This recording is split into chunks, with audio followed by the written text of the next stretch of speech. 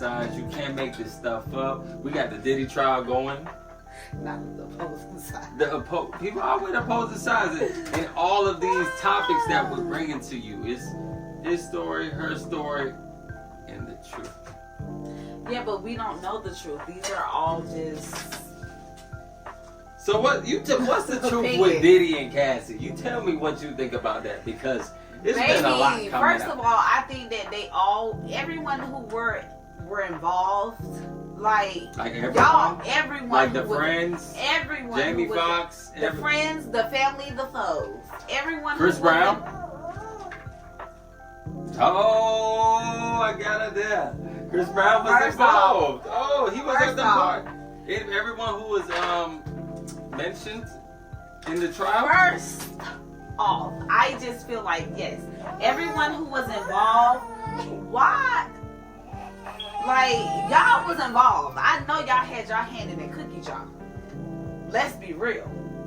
So what do you mean? Because what do I mean? Like they all had a part. Guilty? Everyone is guilty. They all had a working part in that. This is not something that one man just put together. Come on now. No. Yeah. No, you're completely right. No. A lot of people are looking at it. Y'all people who y'all are involved, the higher ups, y'all know. But people are kind of looking at it as Cassie just being really innocent in this, and okay, well, since you're speaking on just her, so it's a difference between someone being innocent and a victim. Yeah, she's a victim. Is she innocent? No, she's not. Yeah. If you want to be quite frank about it, because at the end of the day, she is still a victim because he did do things right. that to harm her that is not right. So and there's someone, I agree with that. Yeah, someone out there who's saying you can't fault a woman who's afraid to go against her abuser. Yeah. But how do we know that was the case? She was abusing situations. She was abused. Okay, so I do agree. She was abused, and I just feel like this. We can have fun all day long. But when it starts to get physical and, me going against my will doing things, that's where the fun stops. Yeah. That's where the fun ends. So, of course, like I said, the people who I'm saying that were involved, let me speak on that, elaborate a little bit.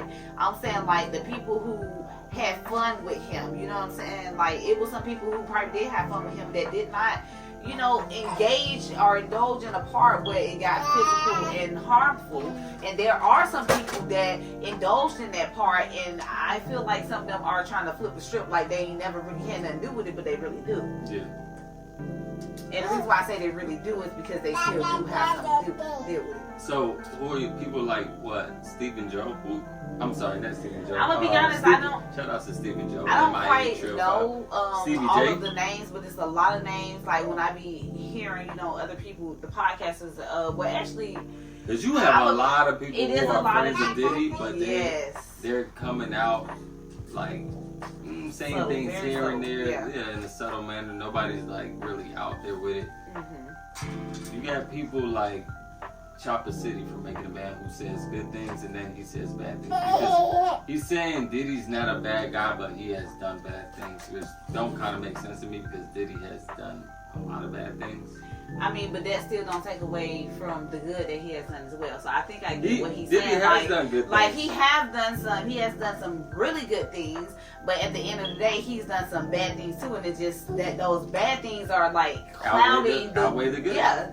That's like Lil Durk. Like when Lil Durk knew he was about to get indicted, and he tried to show a positive light. Tried to turn around. But you really did a lot of nasty things that you thought was gonna go and away. And you can turn it around, but you still have to deal with those consequences of your actions of what you have done. So I just feel like for Diddy, whatever he has done, all the bad things, he will pay for it.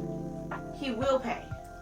For sure, So, because he has done some very cruel things. That's like R. Kelly paying for it. What about Don And he done did a lot of good things. So yeah, we know R. Kelly's guilty. We don't got to get on that, right? But what about Don Richard? I feel like all this stuff was with Dirty Money, and she said what she said about Diddy, and so Don Richard from Dirty Money is. Someone who dealt with Diddy, and apparently she was in the trial saying her part of the story, but people were saying it wasn't really adding up. I don't know if you remember one of the guys from the group Day 26, he dated her, and he came out speaking about the time when he went viral with the group crying on Vlad TV, and was saying because Don Richard and him were dating at the time, and she gave him a substance. She gave him a substance that kind of got him not like himself. YouTube purposes, I'm gonna just speak very carefully on this. And he woke up in one of the twins, Diddy's twins. Oh, you know I did hear about that. bedroom. Yeah. And he don't know what happened. He said there was a camera there, and obviously he was taken advantage of. But this is through Don Richard, so people like that, you know, who dealt with Diddy is kind of like coming into the light, but they're not positive as well. They're not the most positive people. It's a very messy situation. Tell me what y'all think about that in the comments. Yeah, it is. We don't know what to say about this Diddy stuff. And it's like every day something new. Every day new. You got the Punisher. She about to fall. Every day there's something new. It's like, yo, I cannot keep up. Like, what is really going on? The guy who was one of the escorts, the Punisher, he's on trial, and now he's doing Vlad interviews. He's doing the interviews with Cameron on It Is What It Is podcast. Shout out to all these podcasters. But he says a lot. He says when he first got with this gig with Diddy and Cassie, he never knew who they were. He didn't know who they were until he turned on the TV a year later after messing with them and seen they were in Diddy's Enterprises or something like that. So who was he? Cause he wasn't nobody but somebody who was doing his gig. He's a male dancer, and he was just he charged a flat rate of $200 per hour, I'm assuming, just to be with them.